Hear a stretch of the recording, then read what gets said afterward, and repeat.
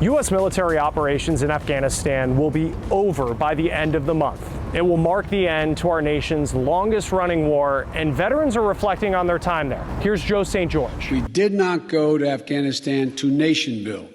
President Biden isn't changing his mind. The president said earlier this year that all American troops will be out of Afghanistan by September 11th of this year. And this week, he said that will happen by the end of August. But as America's longest war comes to an end, it's worth remembering what America has sacrificed. As a reminder, the attacks of September 11th, 2001 prompted the war in Afghanistan because al-Qaeda, the group behind the terrorist attack, worked with the Taliban to use the country as a base of operations. Since that time, 2,448 Americans have died in the country, according to the president. 20,722 Americans have been wounded. The United Nations estimates at least 35,000 Afghan civilians have been killed between 2001 and 2019. American taxpayers have paid at least $825 billion for operations. Recent expenses have totaled around $3 billion a month. The big question here in Washington and around the world is what happens next in Afghanistan. The big fear,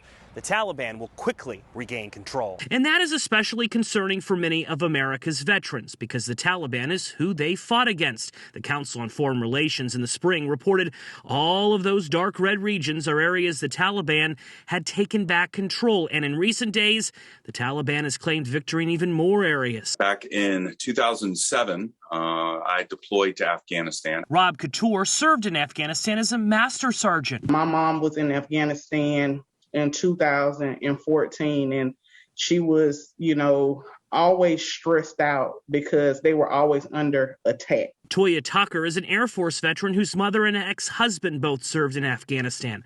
All are concerned about what's next, especially when it comes to women's rights if the Taliban takes back power. Under Taliban rule, they say everything from wearing high heels to even reading was previously illegal for women. It's a concern. I remember being in Afghanistan and seeing little girls that were sick in the village. And, as a father that had 3 daughters myself, I wasn't allowed to, pick her up and comfort her. The Taliban right now is terrorizing those citizens, right now.